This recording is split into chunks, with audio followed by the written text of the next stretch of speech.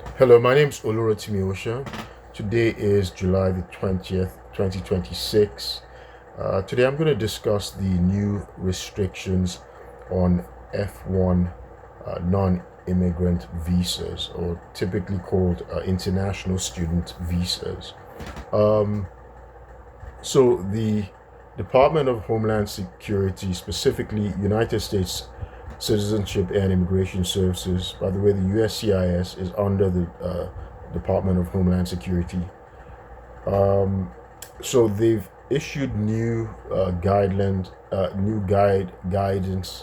or rules concerning F1 visas.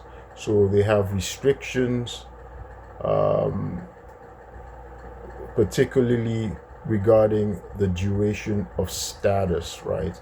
So there used to be an open-ended duration of status uh, visa. That meant once you had your student visa in the past and you attended a school, so long as you were in compliance with that school's academic requirements, that's register, being enrolled full time, um, be a full time student, and of course, don't commit any crimes and whatnot. You could continue being a student, an F1, student, for without having to go and renew your visas right back home for even over for an extended period of time, 10 years, 15 years. People did that in the past, right? So the Department of Homeland Security is saying that, well, students abused this in the past, right?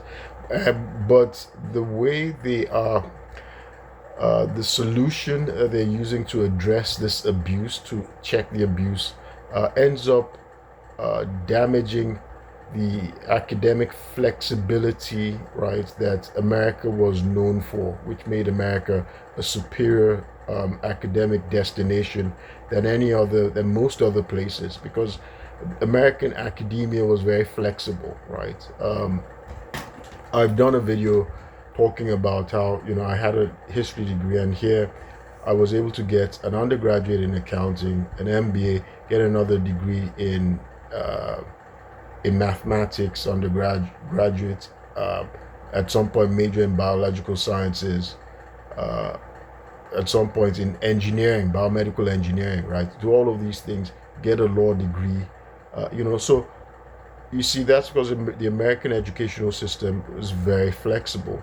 So now they're placing restrictions to sort of end what they've called, perpetual F1 status. That F1 students were just using their visas to prolong their stay in America and not really to get an education, right? Um, so one of the things that they're doing is they're ending lateral education, right? So for instance, if you come for if you apply here, you're given an F1 to get a master's degree, right?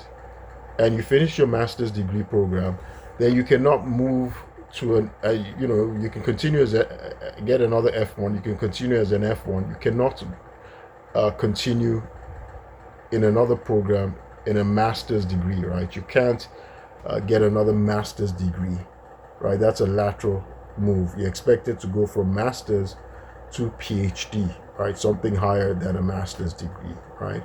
And if you are here for master's education, you can't go backwards and get a bachelor's degree, right?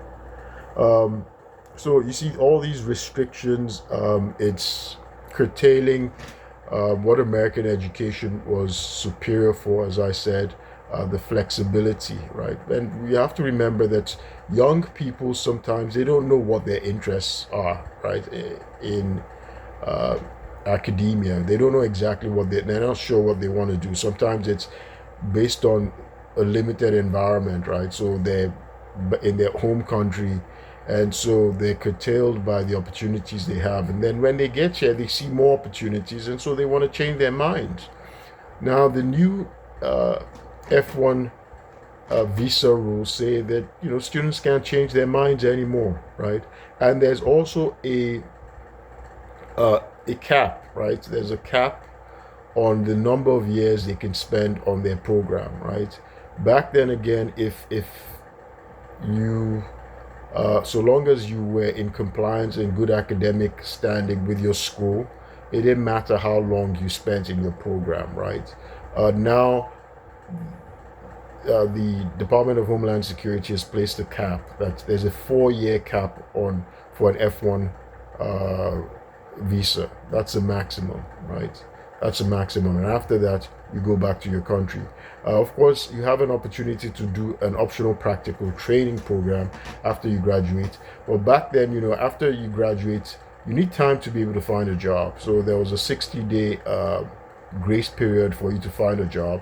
Now it's been reduced to 30 days. If you don't use it within 30 days, you're out. You have to go back to your country. Otherwise, you'll be out of lawful presence, right? Your status will be, you'll now be in, you now have what's called unlawful presence. So these are terrible, very terrible restrictions. For PhD people, even doing PhD programs, they can no longer have the option. They no longer have the option of changing their research topics. They have to apply directly to the United States Citizenship and Immigration Service for approval and tell them they intend to change their topic, and it's at the federal government's discretion, no longer at the school.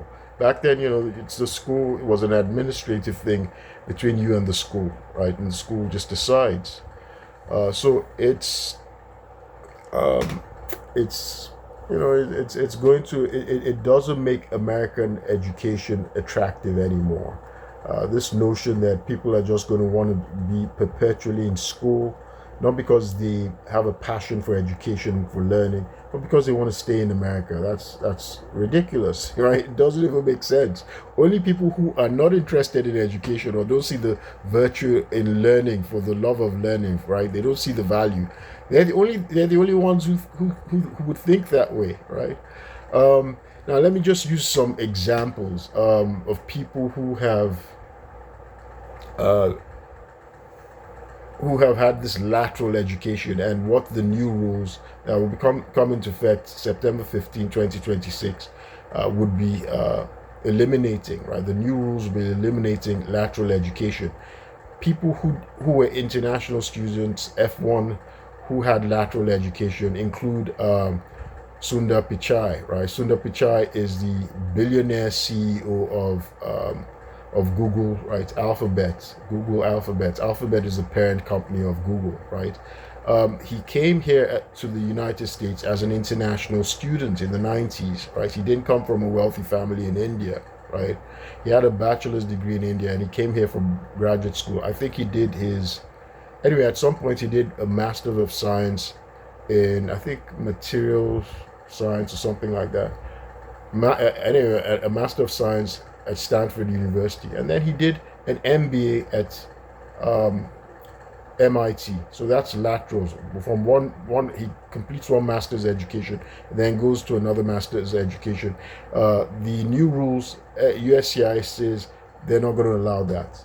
So someone like him should have just gone straight to a PhD, something higher, right? They're not going to allow that.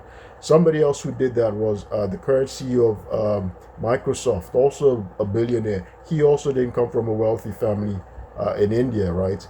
He had a bachelor's degree in electrical engineer from India, and then came here, did a master's in computer science at, I think, University of Wisconsin, did a master's.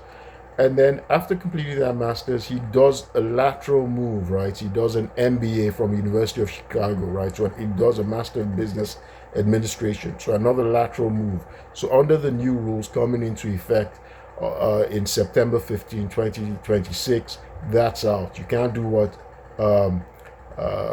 Satya Nadella, who's current CEO of Microsoft, did, right? Even Elon Musk moved. You can see that young people change schools. They change majors. The new rule says that once you have your F1, you can no longer change your majors. You can no longer change schools. It's prohibited. It's prohibited for undergrads to change schools. They have to go back home, right? It's prohibited. And Elon Musk, you'll find in his bio, he started school at University of Pretoria, right? There's circumstances why people have to keep changing. You know, they say Elon Musk was bullied a lot when he was a kid. At some point, he went to Queen's University in Canada, right? His mother, is a Canadian citizen, right? So Elon Musk is South African. He was born in South Africa. And at some point, then he transferred after 2 years to University of Pennsylvania. So even after he transferred to University of Pennsylvania, he got two different bachelor's degrees, one in physics, one in economics, and he didn't finish his program until 1997 when he was about 26 years old, or 25, yeah, 26 years old. He was pretty much, over 25 years old. So it took a while, right? Then at some point he goes and starts a PhD program at Stanford, but of course he dropped out, quit it, and went to work, started companies later on. The rest is history. Now he's the first world's trillionaire, right? Owns Tesla, right? X, or formerly called Twitter, right? SpaceX. See all the innovations, right? So, by the way, Elon Musk was not a great student. Just put that out there. But you see, young people change their minds, right? Because they don't really know. It's their idea about education, or their career prospects or goals, is determined by the environment they come from, right? The environment and the limited opportunities that they come from, and then their circumstances affecting them. Now, the USCIS is not cognizant of these transfers, these additional educational opportunities that F1 students desire and acquire, that it would end up benefiting US innovation, technology, right? And create new companies, and because there's cross fertilization, cross pollination, when students move around and acquire new new knowledge, new skills from new departments. They see things in different ways, and they're more innovative. But the USCIS bureaucrats have no idea what this is. Again, the current Secretary of Department of Homeland Security, Markwayne Mullen, does not have a 4-year university degree. So he's the first Secretary of the Department of Homeland Security who doesn't have a 4-year college degree. So, he wouldn't see the benefits, what college does, right? To him, college is just a luxury, right? Or where people go and hang out and play, right? There's some people who do that, but for the most part, that's not what international students do. You could see people like Sundar Pichai, Elon Musk, Satya Nadella, right? They've been very serious. And not to leave out Nigerians, Adebayo Ogunlesi, right? He's a billionaire as well. He created a private equity company. He's a billionaire on Forbes. He was an F1 student at one time. That's Adebayo Ogunlesi. By the way, with respect to this lateral education, not to leave out a Nigerian, I thought I should include a Nigerian American. She's a Nigerian American. Her name's Professor Olufunmilayo Arewa. Professor Olufunmilayo Arewa. She's an American. I don't know if she was born here or she's naturalized, but she has Yoruba heritage, Nigerian heritage. She and I'm connected with her on social media, by the way. So she's a professor of law, but she has an amazing background. But she does all of this lateral education back and forth. So she has a bachelor's degree, right? Bachelor's degree from Harvard in anthropology, right? Bachelor's degree from Harvard in anthropology. Then she does a master's, then a PhD, right? So that's the sort of forward movement that the USCIS wants in anthropology, from Berkeley, University of California, Berkeley, another elite school, right? So she goes forward, but at some point after her PhD, she decides to go backwards and do a master's in economics, right? Anthropology and economics are different, right? So she had a PhD, she goes back and does a master's in economics under the new rules, under the new rules under Department of Homeland Security. That sort of backward education, right, is prohibited. It's they wouldn't give F1 students So after she does the master's from University of Michigan in applied economics, she gets that. Then she now does a Juris Doctor, that's Doctor of Law degree from Harvard Law School. So very impressive background, very impressive. She's a professor of law now. So some people have a passion, right? And when the Department of Homeland Security doesn't realize that there's some people who are gifted academically. We recognize that there's stars, there are people who are gifted in terms of playing basketball, playing soccer, playing football. They're just gifted, right? I couldn't do what Lionel Messi does or Kylian Mbappe does, right? They're gifted. There are people who are also gifted academically. Those are the ones who can sit down and just study and just keep going. They can study mathematics, they can study English, they can study different fields, physics, they can study law, and they can understand it. They can move from fields. And you see, this is clearly something that Professor Olufumilayo Arewa can do. She did it, right? She went from bachelor's in Harvard in anthropology, got a master's in anthropology from University of California in Berkeley, right? And got her PhD in anthropology from Berkeley. And she switched gears and then decided to go and do a master's from University of Michigan in economics, applied economics, right? And that's a flexibility of American education, right? Because anthropology is humanities, it's hearts, and then right, it's not numerate. And she goes to do something that requires rigorous math skills, quantitative skills. That's applied economics, and then later on she completes that, and then she goes on to do law, right? Doctor of Law from Harvard Law School. So hopefully the Department of Homeland Security considers there are other ways to address illegal immigration, but immigration through F1 students, because that's a way, it's a pipeline for America to get the most talented, gifted people in the world. I remember when I was at Columbia, I was in class, there were people who were Olympians, right? They were geniuses in math and sciences. And, because of the opportunities America afforded them, they came here and they stayed here, right? America's competition will just end up taking these prospective international students if America curtails that sort of flexibility that it has historically offered, right? In any event, my name is Olurotimi Osha. I'll keep you posted. Thank you.